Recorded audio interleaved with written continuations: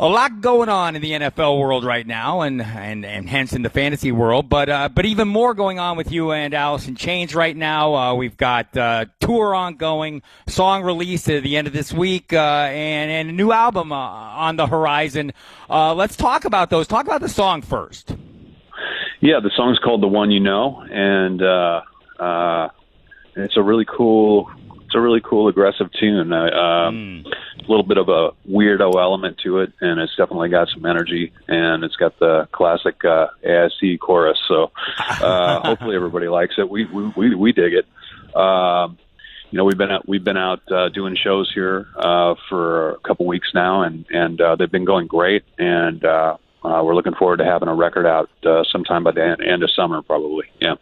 That sounds fantastic. And I know you guys started out in Boston. I was checking out the set list. Yeah. Starting out with Bleed the Free. I mean, you run the whole range. I mean, you get some, you Black Gives Way to Blue, the Devil Put Dinosaurs here. There's something there for everybody.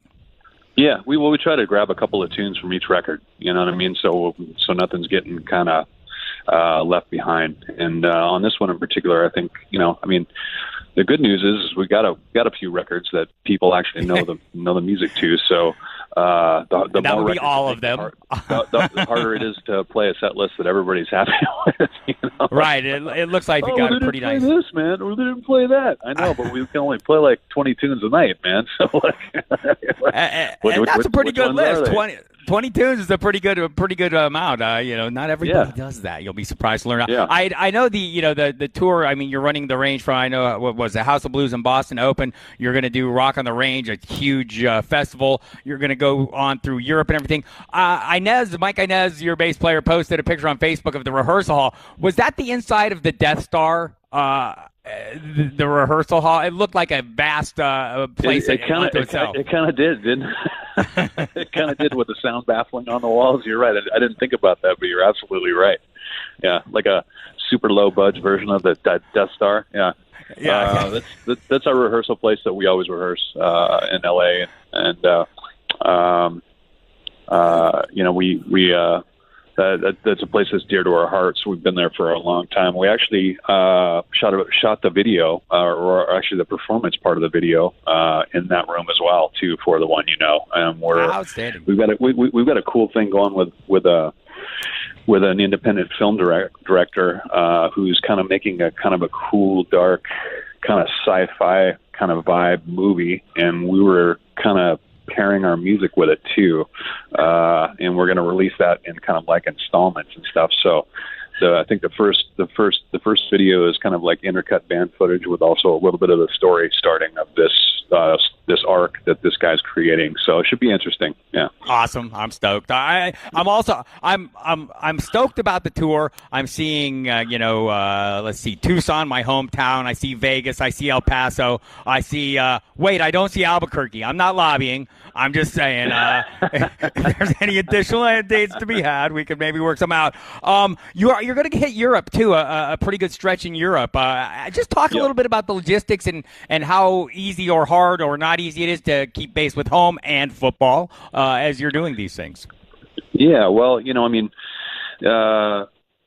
that's probably one of the coolest things that we get to do. It can also wear on you a bit to not be home for long stretches of time. But the positive side is you do get to go to countries and see places and meet people that you never would meet, being at home. So everything has its pluses and minuses. The great part is the fact that somehow our music has traveled around the globe, and we can kind of go anywhere we want, and a few people will show up that we can play for. So that's kind of nice. Yes. We're gonna end, and we also like to work in a couple of countries that we've never been to. And on this one, we're going to play two nights at Tel Aviv in this amphitheater that was built in the time of King Herod. So, which looks amazing, and that's a country we've never been to. So we're looking forward to playing for our fans there. Outstanding, and we're going to talk. Look at that last year, and don't give up on Albuquerque yet, man, because we just have this year's stuff booked. We're going to be touring all next year too, so we'll probably be cruising through there. All right, I got an eye on Tucson either way. Go. I'm not averse to a trip to the hometown.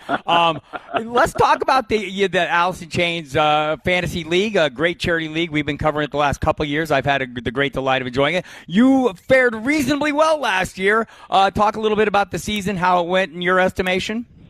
Yeah, well, we really appreciate your guys' help, and the league's been growing every year, and so having you guys involved has been so awesome. The draft at my house is always fun, and I think the Miz and Rappaport going at it all day was, Rappy was acting like a pro wrestler.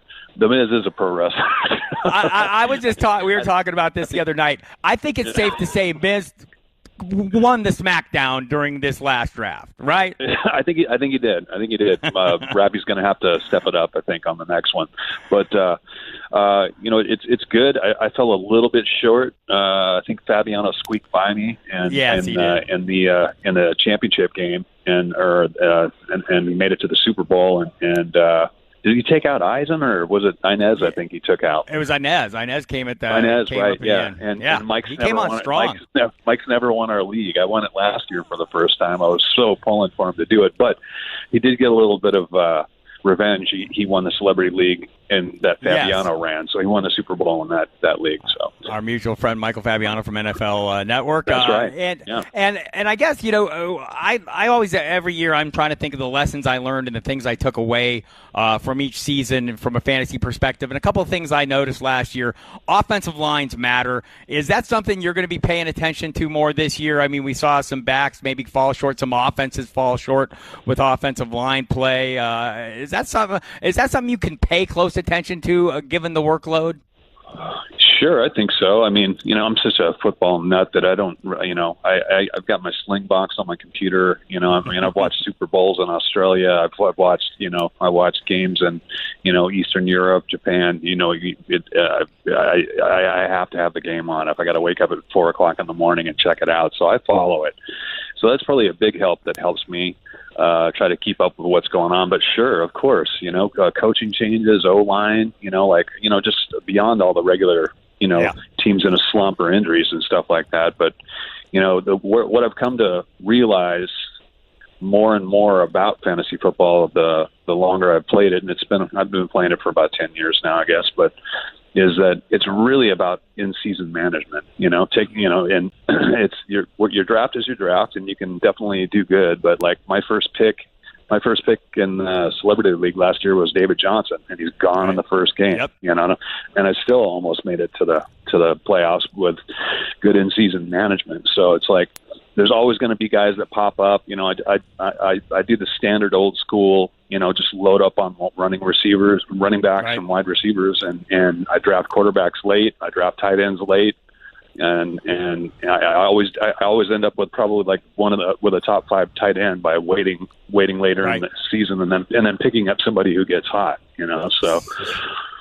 But, sound philosophies. We are talking to Jerry Cantrell, Alice in Chains, the honcho of the Alice in Chains Fantasy Friends League, Friends and Fantasy League. I think the one thing that I noticed last year, I mean, I was in on the league emails. Fabiano was going nuts on the trade offers. Are you a big trader? Is that something? Or are you more of a grinder on the waiver wire? I'm a bit of a grinder, but I'll do some trades. I made my Super Bowl run. I made a huge trade with Duff when I traded Julio.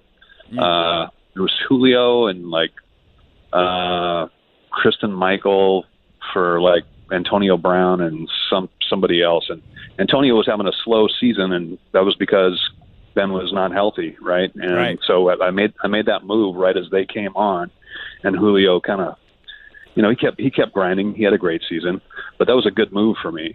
I usually will only make a trade or two a year probably, but Fabs likes to do it every week. Man, that dude changes stuff up so much, and you can't argue with him. He won the Super Bowl in our league last year, so he is an expert and has his own show, so probably knows what he's doing.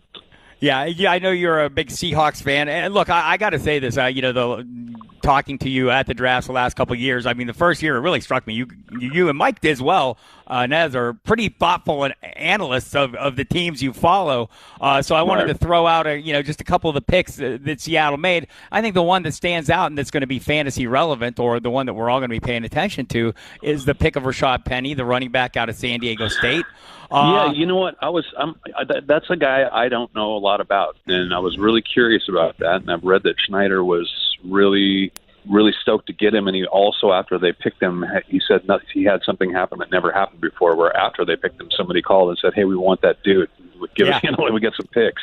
So tell me about that guy. Quick scouting report. The thing that strikes me is Seattle's changing from the zone blocking to the gap scheme, and that's what Penny excelled in. There are questions about his pass protection. Well, you got Russell Wilson; he protects himself pretty well. So, yeah. But they're calling him a three-down back. He's a good receiver as well, though, right? Yeah, he can catch the ball. But I think the concern for me, and I'm wondering if the concern for you, didn't see a whole lot of addressing the offensive line.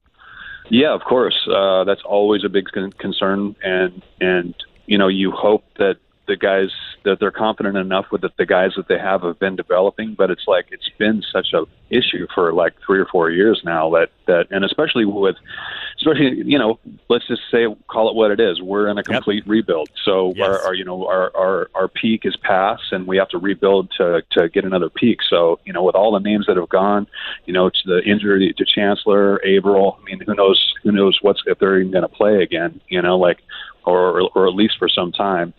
Along with all of the turnover, losing Sherman within the division, that kills me. I can't believe we did that.